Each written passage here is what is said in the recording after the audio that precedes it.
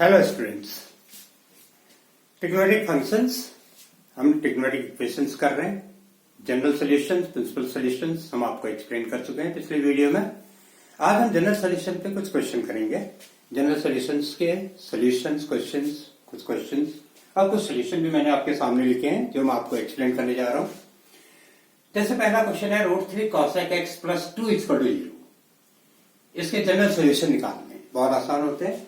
√3 cosec x equal to क्या हो जाएगा -2, तो cosec x इक्वल टू -2/√3। अब cosec x के लिए जनरल सॉल्यूशन का कोई फॉर्मूला नहीं है, तो हम क्या करेंगे, इसमें sin x में कन्वर्ट कर देंगे। तो sin x इक्वल टू हो जाएगा -√3/2 और sin x का जनरल सॉल्यूशन का फॉर्मूला क्या होता है, sin theta equal to sin alpha. तो थीटा इक्वल टू होता है n pi plus -1 to the power n alpha, ये होता है। तो हमने इसको लिख दिया sin theta equal to sin x equal to -√3/2, जिसको हम लिख सकते हैं sin π/3, क्योंकि sin 60 के लिए √3/2 होता है। अब यहां पर है sin theta equal to sin alpha, यहां पर पॉजिटिव साइन है, तो हम इसको ले जाएंगे उस क्वाड्रेंट में जहां पर साइन निगेटिव होता है। तो साइन थर्ड क्वाड्रेंट में निगेटिव होता है, तो sin पाई प्लस π/3 कर दिया हमने। तो ये आ गया आपका sin 3 पाई प्लस पाई 4 π/3। तो हमने लिख दिया x equal to n pi plus -1 to the power n, alpha की जगह रख दिया 4 π/3। यही आंसर हो गया। डन। तो ये क्वेश्चन सॉल्व हो गया, दिस इज डन। तो अब हम करेंगे नेक्स्ट क्वेश्चन। नेक्स्ट है, इसी को हम एक तरीके से और कर सकते हैं। sin x equal to -sin π/3 हमने फिर लिखा, फिर हो गया sin x equal to sin, इसको हमने लिख दिया x equal to n pi plus -1 to the power n minus π/3, फिर n pi -1 to the power n into -1 π/3, और इसको हम ऐसे भी लिख सकते हैं। तो दो ऑप्शन हो गए। कभी कभी आंसर ऐसे भी दिया रहता है तो कंफ्यूज होने की जरूरत नहीं। और n यहां पर है इंटीजर, n जहां भी लिखा रहेगा तो वह इंटीजर्स को बिलोंग करेगा। आइए नेक्स्ट मारते हैं। tan 3x इक्वल टू -1, अब 10 के लिए करना है ये question. tan 3x equal to -1, तो tan 3x इक्वल टू -10 π/4। अब 10 π/4 होगा आपका सेकेंड क्वाड्रेंट में, इसको नेगेटिव साइन को हटाना है। 10 सेकेंड क्वाड्रेंट में नेगेटिव होता है। 10 पाई माइनस π/4, तो ये हो जाएगा tan 3 π/4। तो 3x equal to n pi plus 3 π/4, क्योंकि आपका tan का फॉर्मूला होता है tan theta equal to tan alpha. ये हमने आपको बताया था, theta equal to n pi plus alpha, ये फॉर्मूला होता है, हमने इसमें रख दिया। फिर 3 को यहां से हटा ले जाएंगे राइट साइड में, तो n π/3 और ये 3 कैंसिल π/4। डन। कितना आसान है। नेक्स्ट में आ जाइए। ऐसे अगर एक क्वेश्चन कोई हमको दिया हो, sin square theta equal to 3/4, ये लिखा अब स्क्वायर में, तो ये जाएगा sin थीटा इक्वल टू √3/2। और साइन किस एंगल के लिए √3/2 होता है, तो हम इसको लिखेंगे sin square theta equal to sin square, ये जो होता है sin 60 के लिए, तो sin स्क्वायर π/3 ऐसे लिखेंगे। sin 60 इज √3/2 और sin 30 इज हाफ, तो 3/6 हो जाएगा। तो इसको लिख देंगे theta equal to n pi plus minus π/3। आपको हमने बताया था स्क्वायर में, चाहे वो sine square theta equal to sine square alpha हो, cos square theta equal to cos square alpha हो, या tan square theta equal to tan square alpha हो, सब में n pi plus minus alpha होगा। डन। n integers. एक question ये लिखा हुआ है 2 cos square x plus 3 sine x equal to 0। इसमें हमने क्या किया, कॉस स्क्वायर को लिख दिया 1 minus sine square x plus 3 sine x equal to 0। इसको सॉल्व करके हमने क्वाड्रेटिक में कन्वर्ट कर दिया। अब इसको हम फैक्टराइज करेंगे।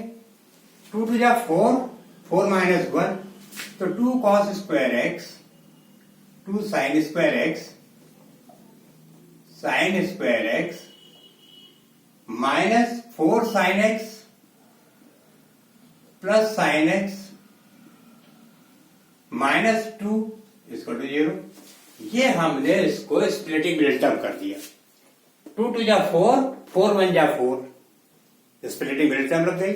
तो इसके आपके दो फैक्टर आ जाएंगे, एक आ जाएगा साइन एक्स माइनस 2 और एक हो जाएगा 2 साइन एक्स माइनस 1, दो फैक्टर आ जाएंगे।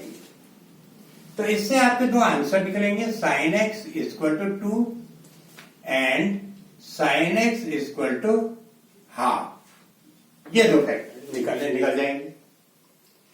तो अब यह हो जाएगा sign x plus 1, sign x plus 1, 2 sign x plus 1 and sine x minus 2। 2 हो नहीं सकता है।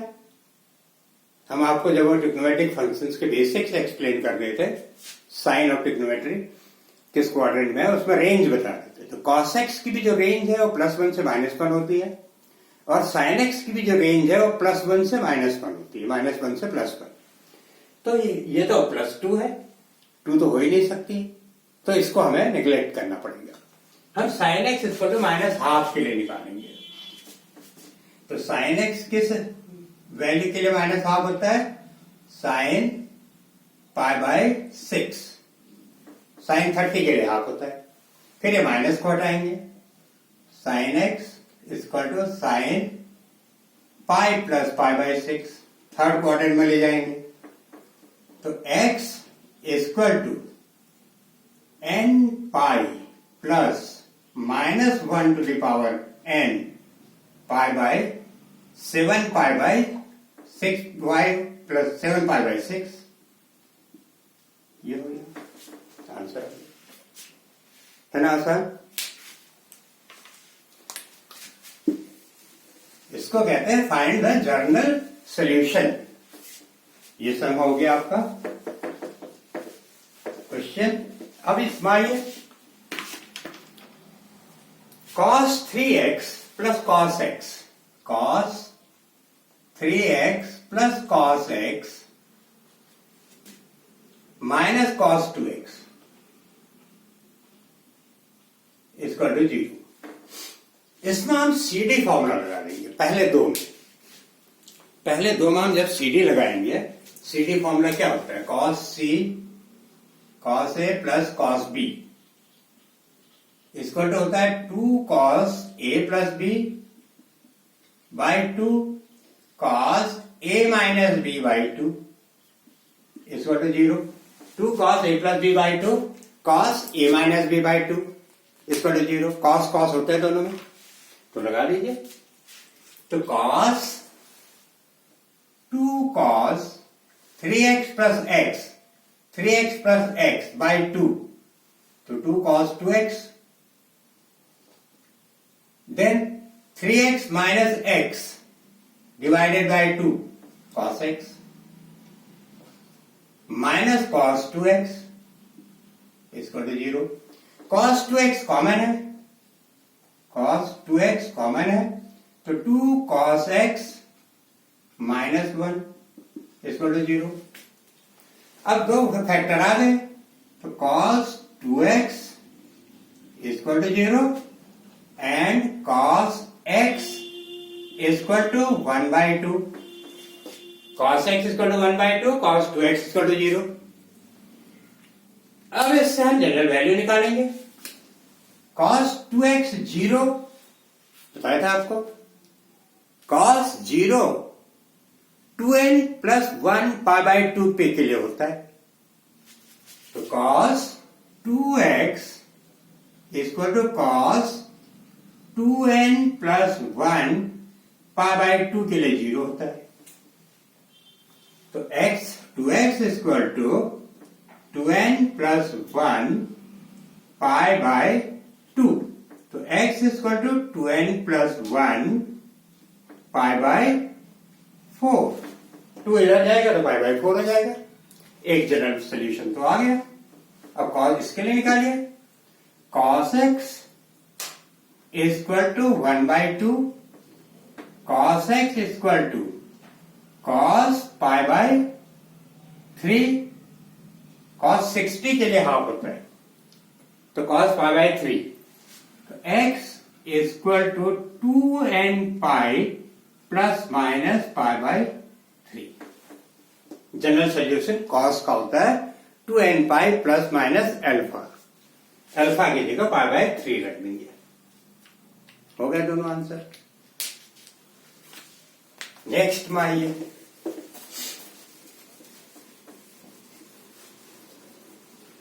sec square x 2x sec square 2x sec square 2x equal to 1 minus tan 2x। अब sec स्क्वायर को हम कन्वर्ट कर देंगे 1 plus tan square 2x में equal to 1 minus tan 2x। 1 1 cancel हो जाएगा। इसको हम इधर लेफ्ट हैंड साइड में ले आएंगे तो हो जाएगा tan square 2x plus tan 2x equal to 0। tan 2x common तो tan 2x plus 1 tan 2x plus 1 equal to 0। तो tan 2x equal to 0 tan 2x equal to minus 1। tan 2x equal to 0 tan 2x equal to minus 1। अभी आपका आ गया tan 2x equal to tan n pi. तो 2x equal to n pi x equal to n pi by 2। n पाई के लिए 0 होता है। tan n पाई के लिए 0 होता है, आपको एक्सप्लेन किया था। अब tan 2x equal to minus tan pi by 4। tan 2x equal to tan pi minus pi by 4। tan 2x equal to tan pi minus pi by 4। tan second quadrant में negative होता है। Minus को हमने जब हटाया तो इसको second quadrant में ले आए। तो 2x equal to n pi plus 3 pi by 4। तो x इक्वल टू आपका हो जाएगा n pi by 3 2 plus 3 pi by 8। ये आ जाएगा। This is answer. नेक्स्ट में आइए। Next question. ये दोनों हो गए आपके। नेक्स्ट है फॉर्म है। अच्छा क्वेश्चन है। इस टाइप के क्वेश्चन भी पूछे जाते हैं। काफी इंपॉर्टेंट भी क्वेश्चन है ये। √3 cos x minus sin x equal to 1। This is a form of a cos x plus b sin x। b sin x equal to c। ये मैंने लिखी हुई है यहाँ पर।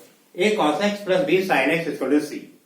ऐसे क्वेश्चन को सॉल्व करने के लिए हम cos x का कोफिशिएंट a का स्क्वायर, sin x का कोफिशिएंट b का स्क्वायर, उसके स्क्वायर रूट से पूरी इक्वेशन को डिवाइड कर देते हैं। यानी कि √a square plus b square से पूरी इक्वेशन को डिवाइड कर देते हैं। अब इस इक्वेशन में a कितना है? √3। b कितना है? 1।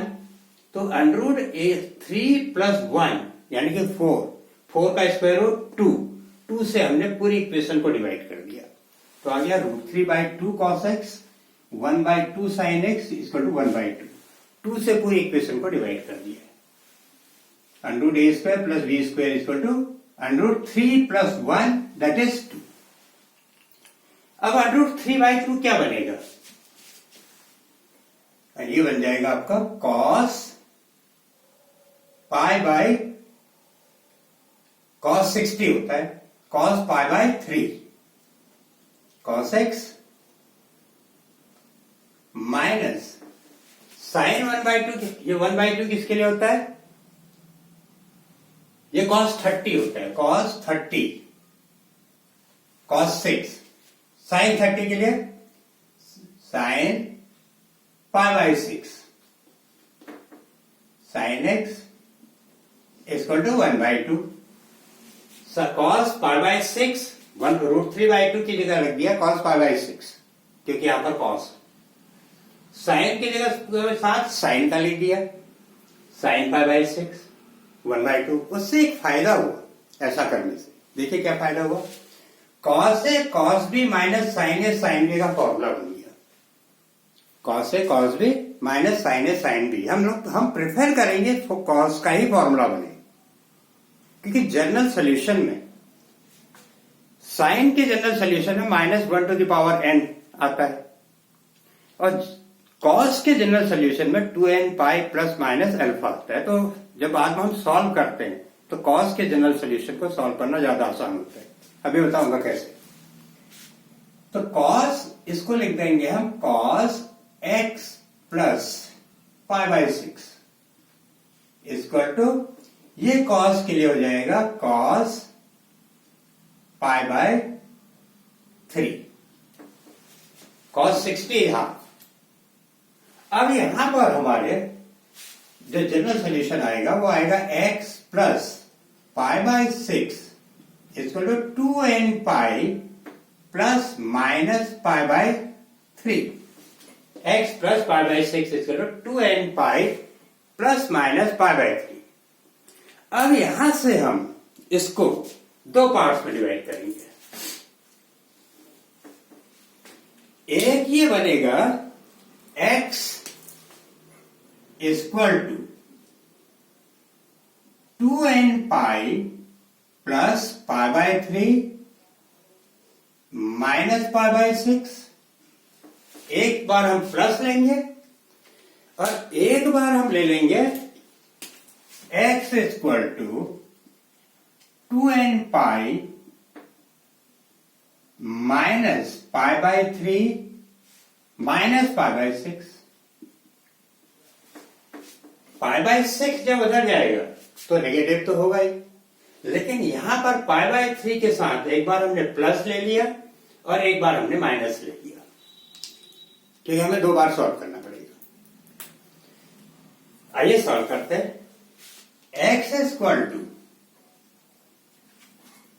जब एलसीएम लेंगे हम इसको तो 6 एलसीएम आएगा तो 2π माइनस π, तो x 2n प्लस ये हो जाएगा π/6। जब आप 6 एलसीएम लेंगे तो 2π माइनस π/6 आ जाएगा। एक आंसर तो ये हो जाएगा आपका, दिस इज वन आंसर। यहां पर जब आप सॉल्व करेंगे x इक्वल टू 2n ये तो ऐसे रहेगा। यहां पर आप एलसीएम लेंगे तो 6 एलसीएम आएगा, माइनस है 2π माइनस π 3π/6 तो हो जाएगा π/2, तो माइनस π/2 ये हो जाएगा। This is the answer. तो दो आंसर आएंगे, x equal to 2n plus π/6, x equal to 2n minus π/2। तो ये थे आज जो हमने क्वेश्चन जनरल सॉल्यूशन निकाले ट्रिग्नोमेट्रिकल इक्वेशंस के ऊपर। आपको वीडियो अच्छा लगा होगा। आप इस वीडियो को और लोगों तक भी पहुंचाइए, शेयर कीजिए, जिससे कि बाकी लोगों तक भी पहुंचे और उनको भी इसकी नॉलेज मिले, इसका ज्ञान मिले, इसका फायदा मिले। आज के लिए इतना ही। Thank you. फिर और क्वेश्चन लेके आएंगे हम आपके लिए। Thank you very much.